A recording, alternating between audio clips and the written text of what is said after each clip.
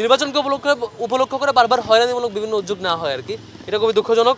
কার্জনের বেশ কয়েকটা অনেকগুলো ডিপার্টমেন্টে রিটেক এক্সাম দিতে হলে কারো একটা সাবজেক্ট খারাপ হয়েছে, রিটেক এক্সাম দিতে হবে, তখন এই এক্সামে তার 20,000 টাকার মতো খরচ হয় প্রায়, কারো কারো আরও বেশি হয়, কখনো কখনো সংখ্যা বেশি হলে কমে আসে।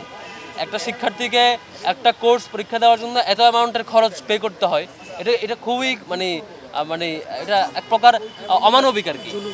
এই জুলুম থেকে এদেরকে, আমাদের শিক্ষার্থী ভাই বোনদেরকে নিস্তার দিতে হয়। বিশ্ববিদ্যালয় প্রশাসনের জায়গা থেকে এই জিনিসটা বহু আগে ব্যবস্থা নেওয়া দরকার ছিল। আমাদের এই জায়গায় অন্যতম একটি কমিটমেন্ট হচ্ছে এই যে অতিরিক্ত ফি নেওয়া এবং এটা একটা বাণিজ্যকরণে পরিণত করা বিশ্ববিদ্যালয়ের এক্সামগুলোকে।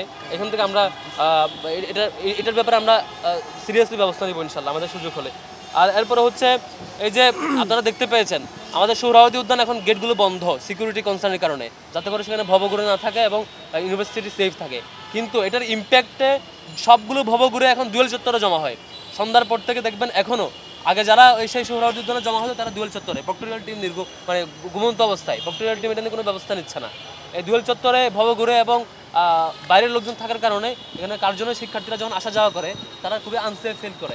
এবং একই সাথে সুফিয়া কামাল হলের শিক্ষার্থীরা যেই ফুটওভার ব্রিজ দিয়ে পার হতেন, সেই ফুটওভার ব্রিজে এখন যাবেন এখনও টুকাইদের দখলে।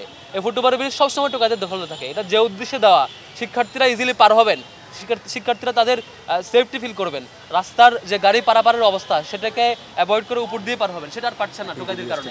বিশ্ববিদ্যালয় প্রশাসনের এটি অন্যতম একটি দায়িত্ব সুফিয়া কামাল হলের এতগুলো শিক্ষার্থীবন্ধুদের সেফটির জন্য এটিকে অলওয়েজ একটা তদারকির মধ্যে রাখা এবং সেটি একটা ব্যবস্থা রাখা।